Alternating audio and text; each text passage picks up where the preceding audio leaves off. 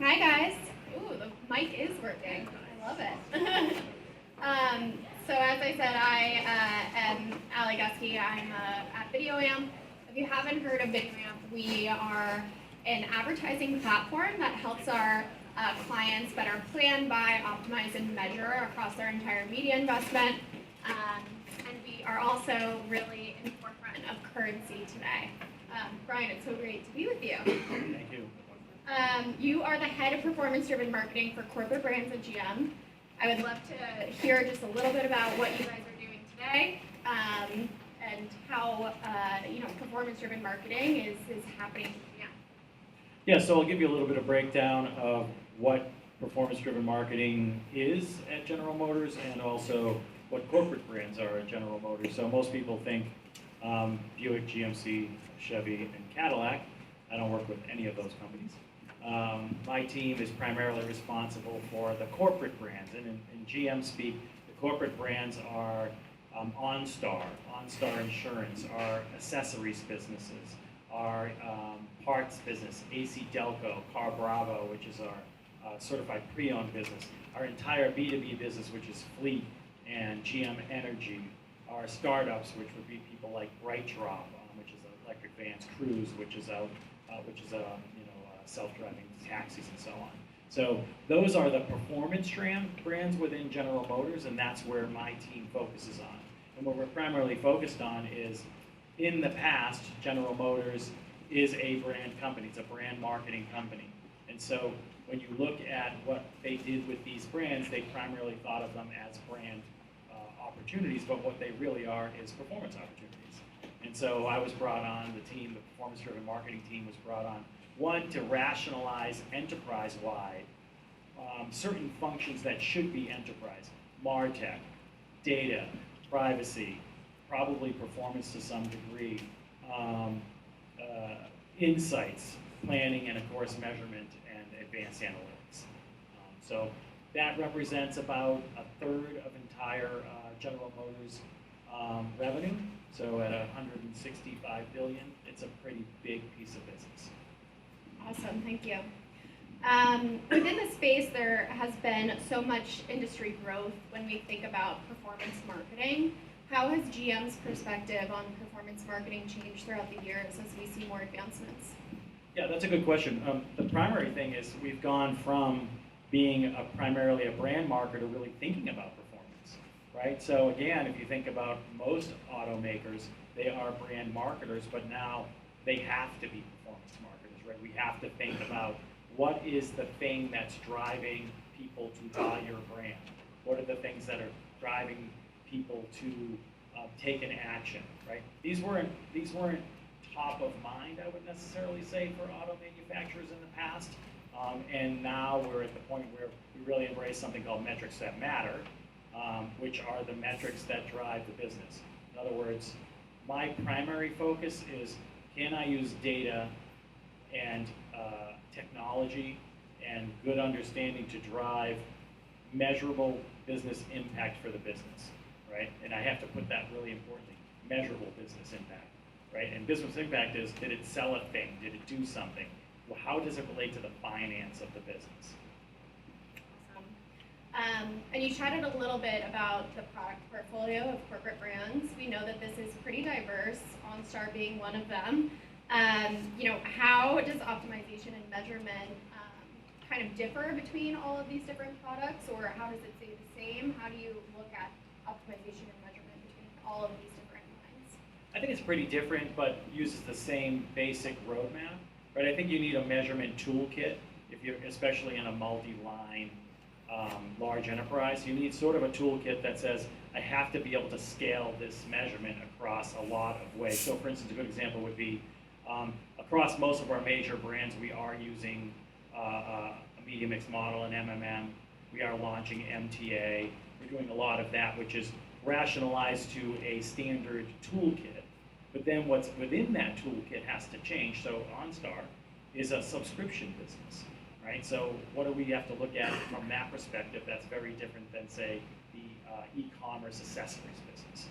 Selling a tonneau cover is not the same as selling a 2-year subscription, 3-year subscription. So you have to look at it on OnStar, for instance, to say, we want to understand LTV CAC, right? What's the lifetime value versus the customer acquisition cost? What's the ratio there, right? That's a fairly standard measure in the subscription business, new to General Motors, right? So how do we then bring that into the optimization of our marketing and media to say, really what we're really trying to get is, what is the customer that's going to drive us the highest customer lifetime value over a period of time, and how do we optimize to that? I might just want to get a subscription. I want to get, there's Brian right there, I know him. I want Brian to buy more lifetime. Brian's the best customer for OnStar because of XYZ. Got it. And I think also outside of just a diverse product portfolio, GM is one of the biggest advertisers in the US. That leads to being on so many different platforms, whether it's linear or digital or streaming. How are you also looking at not only the diverse product portfolio, but then also all of these platforms within it as well? Yeah, we try to take a very rational approach, I think, and we use something that we call sort of a marketing investment optimization, right? So using the advanced models, a lot of data, a lot of science. I like to say when I'm in the room with those folks, I'm clearly the dumbest guy in the room. I mean, these people are the people they're bringing in. They put up the models, and it's all this. It's math, which I love, but I don't get it at that level. But I think what you have to do is really understand that there's so many factors that go into these campaigns, and how do we get it down to something understandable for a CMO, for instance, to say, I need to lean in here and I need to move away from here, and this is why. I know that's kind of a non-answer, but we just try to use advanced modeling. We try to use MTA. We try to then get down to, are there granular things that we can actually measure on a weekly basis and build out. I don't think there are winners and losers necessarily. In other words, I don't think I can get up here and say, I don't like the linear television. I don't care, to be quite frank. What I want to see in the models is the models and the experimentation against the model to break the model, because if you never try to break the model, you're actually doing it wrong. Are we doing it in a way where we're experimenting, testing, and then viewing the model, moving towards that model and investment optimization? So I think it's really an investment conversation you want to have before you can then figure out where to put them. Yeah, absolutely. And that also just makes me think about how there are so many different metrics when we think about performance marketing. So that could be true reach and frequency. It could be attribution. Are you thinking about these platforms for those different types of metrics, or are you always just focused on the bottom line and driving that return on ad spend? No, I think you have to look at it cross-functionally, right? I mean, you do have to look at it. There are certain reasons you might be in channels. I'm not, again, I don't work in the car brand, so I'll just use my own personal experience. There's probably a reason, and it's a good reason, why a certain brand like a Cadillac has to be a place, right? If you want to be a luxury brand, you sort of have to show up in certain places that those buyers do exist. You still have to have the model and prove it and so on. Do we get actual incremental sales from it? But it's important to be there. But you still, so I don't think it's always just only measurement. But I think what it is it's an understanding of that question. Can I answer that as a marketer to say, the model said this, I went this way because X, Y, Z. So I think you can have different measures. I will say, I'd want to remove and get away from vanity metrics, right? So I spoke at e-tail recently this week, and I still go back to the old ROAS metrics and the siloed teams where you have a social team and a display team and a search team. I'm against that. I know anybody that knows me knows I do not like that because I don't think you're focused on the business result for the business. I've got the search guy in my room and at my office, and he's yelling at me because he doesn't have enough budget. The display person comes in, right? That's all. I hope that's mostly gone, but it should be gone because really what you should be focusing on is did my media drive a business result? Align the CFO or the many CFOs I work with to the business result, because they're the people that, generally speaking, dislike all of us in the room. They think we go to conferences and have great dinners, and we do. But we also can drive the business, and they just need to be. You have to prove that to them. I love it. when we spoke a little bit earlier, you mentioned that your team can be very innovative and one of the first teams to market with a lot of new, whether that's measurement or whether that's optimization strategies. I'd love to hear if you could share, some of those innovative things that you guys have been first to market, at least for GM. Yeah, some of the things we've been first to market for GM are not first to market for anybody else.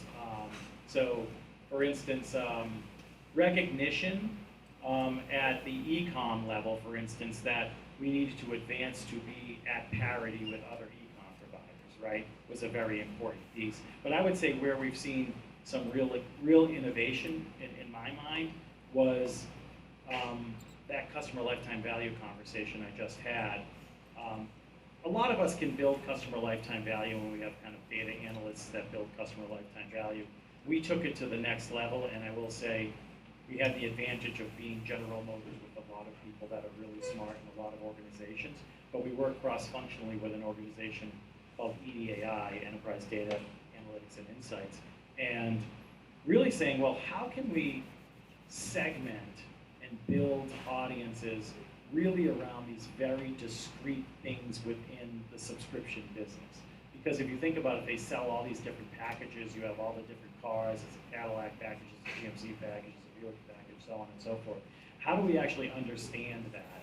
And bringing that into market, to me, is really exciting because it's something they've never thought about. So it's like, well, we just get a subscription.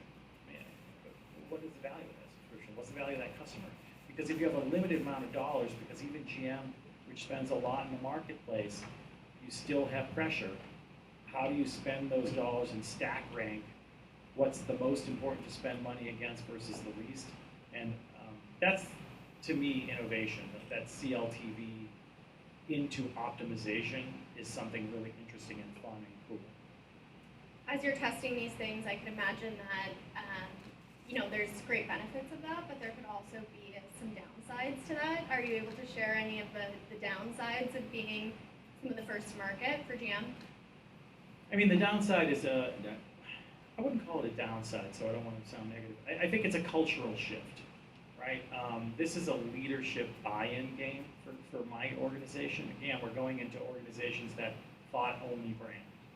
And so when you think only brand and your legacy is only brand, the idea of performance and the idea of measurement scares people, right? And so the way I always walked in the room and kind of could win the room with the CMOs and then the CFOs, but the CMO conversation is, I kind of think back to the old sales guy line, if I could get you more money today, is this something you'd be interested in? It is that, though. It's like if I can prove, I call it proof and receipts. If I can bring you proof and receipts when you're in that budget conversation, or even worse, when you're in that budget cutting conversation, is there a possibility that the thing I gave you shows that the EBITDA that you're driving is measurable and provable, and here's the receipt, over the other CMO that came in the room and kind of didn't have it, right? And so the challenge is, where you said, has it gone wrong? Yes, I mean, I've had when I first got to the organization, to be quite frank, there were some marketing leaders, I said this outside to somebody, there were some marketing leaders who met me and said, it was really great to meet you. I hope never to see you again as long as I live, right? Because I was a measurement person, they don't want that. But then when the board kind of leaned towards measurement that matters, leadership leaned toward we need measurement, I suddenly got callbacks from those people. I really love talking to you, your team should come in. Because it mattered, right? It kind of turned the boat. But it's a political game where you have to just win people over. It's more kindness than stick, though. Switching gears a little bit, we talked about longer sales cycles within the auto industry. How does that really affect optimization and measurement? We know that with longer sales cycles, maybe you want to make less optimizations, or how are you guys really thinking about that? Yeah, that's a good question, and I'll probably answer it really poorly.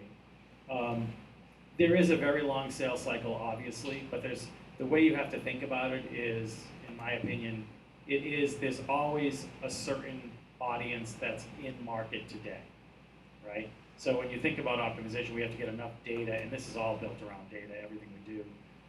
It's really that data on yes, it's a long sales cycle, so there's a bit of branding. You have to have that recognition in the market for when somebody says, I feel like buying a car. So that's the long sales cycle part. And again, it goes back to the former question, which is where do you show up for those people? So you have to show up in the right place at a pretty steady state. But then we have to turn on the machine when we get the signals that say something to the effect of this particular individual, this particular group is looking for a specific type of vehicle, right?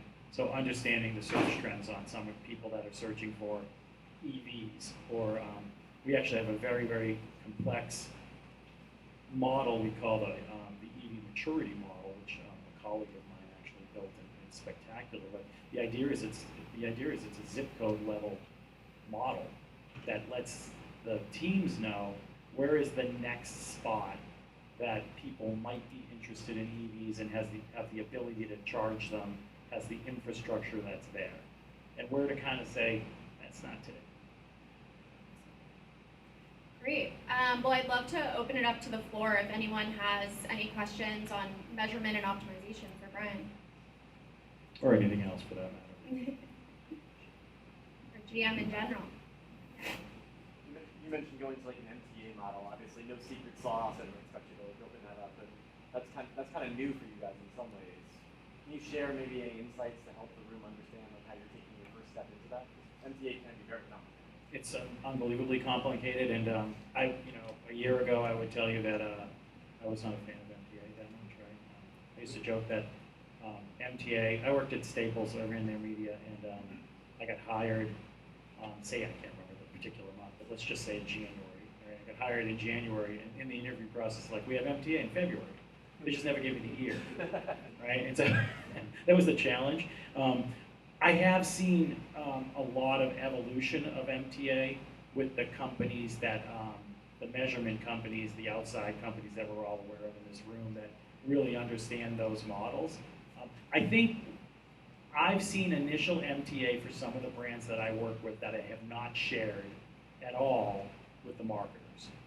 And the reason I haven't shared it is because while I trust right now, I really do believe our MMM models are really spot on. When you start doing experimentation against them, it looks real good. I don't have that confidence with MTA yet, right? Even if it's the same company that's collecting the same data and they're working with all of our data scientists. So what I've done quite honestly was to tell folks, I want to look at it, I want to understand it, I want to test against it before I'm going to tell you what it's saying. Because if you bring in an MTA, and then they're looking at an MMM, and then they might be looking at their reporting, their weekly reporting, if it's all different, you've lost the room. Even if you understand it, and the scientists can understand it, but you've lost the room because they're like, well, that says that says that, and that says that. I don't have to listen to any of you. I'll do my own thing. So to me, long answer, sorry, is that measurement against the MTA. Can I experiment first against the MTA, and how do I build those experiments? Which I think is a real challenge. And that's why you need smarter people than me. But I do have confidence that we can get it as close as we can. And then if we don't consistently experiment and test against it, we fail. And that's the other part is experimentation and testing. You should never be asking for money for that. That should be in your budget. There should be somebody saying, you always have, this is your budget, it includes this, don't ever stop. I think that's a little bit of a cop-out for some marketing leaders working with their finance teams, working with their leadership to say, oh, we didn't have any money to experiment and test. What day is it? We should figure this out. Question. I love all the brands that you work on, like OnStar, I love all of them. Anything that really gets you excited about GM Energy? I feel like it's fascinating. Yeah, I work on GM Energy too, my team does. GM Energy is really interesting because it's both a B2C business and a B2B business, right? And so on the B2B side, obviously, well, B2C side, you've got bidirectional charging. So as bidirectional charging becomes more popular, it was launched in I think the Equinox and the Blazer. And so the idea is I can actually plug in my car and it will give me power in my house. something goes wrong. Imagine, that's okay, right? That's cool. I think that's kind of a neat feature. Tesla has that, some others have that. Take that to the next level when you look at fleet, right? What they're looking at is these large battery packs and these sort of charging stations that now you've got a lot of vehicles that can actually act as backup generators for your business, which is really kind of fascinating. And then within GM Energy and within what's called GM Involve, which is sort of our B2B arm, we've got companies like Hydrotech, which is hydrogen fuel cells for very large construction sites and things like that. What I love about it is it's just full of folks, the people I've met, they're just super innovative people, right? They aren't thinking, I know we're thinking probably as consumers, it's an EV, it's a battery, it's a battery in a car. They're not thinking of it that way. They're looking at like, what's next? What's the next thing? And how can we drive energy sufficiency across many kind of verticals? It's fascinating. I love it. So Yeah, thank you. Way in the back. You mentioned that you've got a diverse portfolio of brands, and you've got a playbook across those brands, but maybe there might be different metrics for individual brands. Can you talk to us about, without giving anything away, how budget's set across those brands, and how it is marketing optimized across those brands between them? And then if there were no business constraints, how would you do it differently? It was a cage fight, obviously. So every brand actually rolls up to various people within General Motors, and some of those people have the same. This is a good example. When I got to General Motors, parts and accessories. How many people have used that term, parts and accessories? It's actually wrong. I learned that. Accessories is a completely different business that rolls up to a completely different line of business and only touches each other when they get to about the CEO, right? So you've got the parts business, you've got the accessories business, you've got an e-com business, which is a separate business that talks to these folks, right? And so your question is really, really relevant because it's how do we, the first way they do it is they've all got P&Ls, and they do have to go up to ultimately the CFO and his organization to get that money, right? And there is a debate within those organizations, how much should they get based upon how much the brands get. The brands obviously are, you can't sell anything without selling the car first, right? So they are obviously sort of in the catbird seat to get the most dollars. But as we change to performance, you can make an argument, and this argument could be made, that some of these brands, sub-brands, are very high EBITDA drivers. I make X on a car, I make a lot on that, right? And so now you have to say, how do we actually change the mindset to say this brand needs more dollars? So we do a long-term planning, like most companies, we do a long-term planning procedure every year. My team is now embedded into those corporate brands to answer that very question. So early on, it was going back to that proof and receipts piece. In the past, I think it was a bit of probably a lot of politics, probably a lot of like, you make this much money, you do this. Now when you can bring the data to the table, I think it's going to be really interesting. And we're real nascent in this, to be honest, right? So I don't know the answer, but I can tell you that bringing in folks that actually understand measurement and data, analytics around your business, what's driving the business, what's the profit to be, what's the incrementality of the business, what's the margin ROAS, all the rest of it. I think now you're changing how people ask for that money. So it's not a dodge. I try not to dodge. I'd say we're just not there yet. We're getting there, and that's how I'm approaching it. It's fascinating though because there's nothing similar to GM Energy B2B to selling a tonneau cover to a guy that bought a Silverado. It's not a connection there, really. Awesome. Well, thank you so much, Brian. Thank you very much. Appreciate it.